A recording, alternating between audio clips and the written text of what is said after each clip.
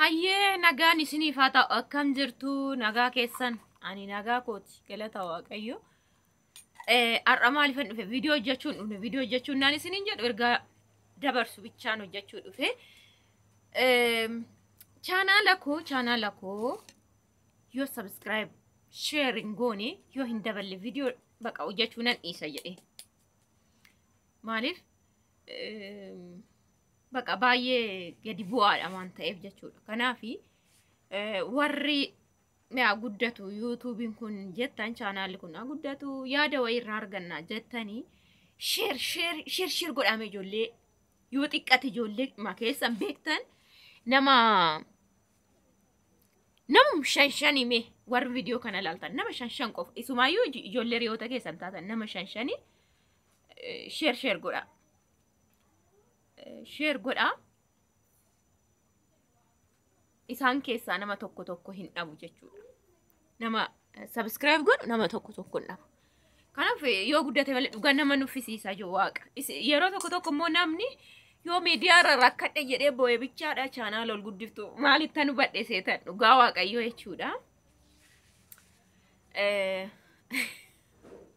Dhiifama naa godha.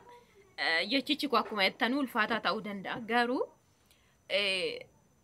ganni maal jette intala maariffaan hojjettu dubartii guddoo wayii ganni tuub kan jedhu sana kan ammallee zinjibil jette sirba baafatte. Ishiin baqa isa dhumaa ofiin ajjeesette ishiin qoricha dhunna subscribe isheerraa 33 ta'e waan ta'e duraan meeqarra jirti 12 waggaa meeqon jettu waggaa 3 olu. Subscribe kuma kudhalam nam beeka waan ta'eef yeroo ishiin biyya arabaa jirtu beeka waan ta'eef so ishiin bocha qoricha dhuge bakka ofiin ajjeesa ennaan viidiyoo sirrii hojjedhuuti baqa amma subscribe si godhu biyya arabaan deemna ishiin jennaan ishiin boonyaan hirjette dhuguma ishiin qoricha dhugdee kun akka nama maraate taanaan lama jedha sadaffaa ammeenya namaatiif maqaa namaan kaasa sadaffaa immoo fayyoo jaalala itoo takka ijoollee godhaa subscribe godhaa isiniin hin jettu nasa duraa hojjettu.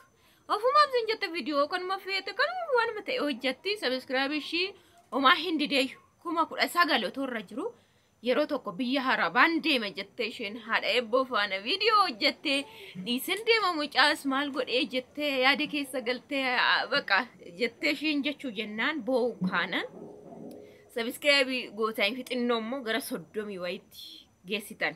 Eeshi sana booda ishiinuu yaa uzim jettee hojjetti waan ta'eef viidiyoo hojjetatte biizii miti hojii biraa waan taateef hojjetatte guddattee dhufte.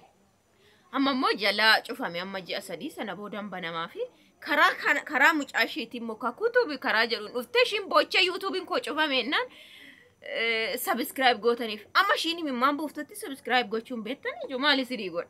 Dhugaa waaqaa jechuun amma namni boo'ee maaloo naa godhaa jedhee yookiin rakkina tokko fidee lillim godhutti hin ta'u. Isheen boochee narratti cufanii karaa kana jennaan immoo subscribe guddiftaniif haa ta'u ammallee monetize hin godhaaf jettee yaada. Akkasittiin nama eegdu dhugaan isin jedhe nama baay'ee isin jedhee nama laala dhugaa waaqayyoo jechuudha.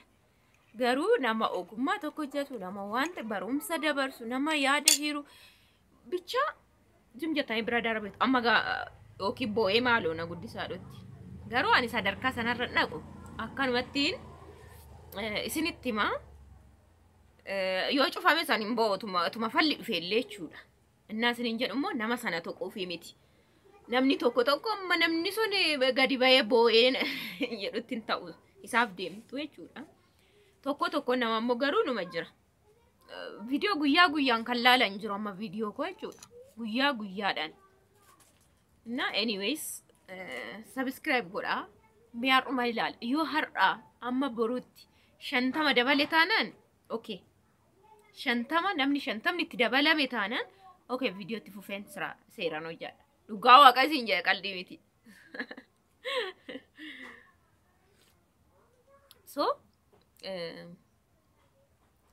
fakkeenya namni viidiyoo kana ilaale nama 5 viidiyoo share si'aashan yoo godhe namni tokkoof 2 yoo achi keessaa dhufe subscribe godhe maatii koo ta'e yaani subscribe 50 maddeedha jechuudha yoo dabale nan laala. Kanaaf subscribe gochuu hin dagatinaa jedhaati share godhaa fi ijoolleedha share godhaati nama shan hin beektu nama shanii miti andi dam shanu nam beeka fakkeenya toon share godhe jechuudha kanaaf share godha like godha yaada qabdanis barreessaa kanaaf hin dhufe viidiyoo biraallee hojjechuun dhufne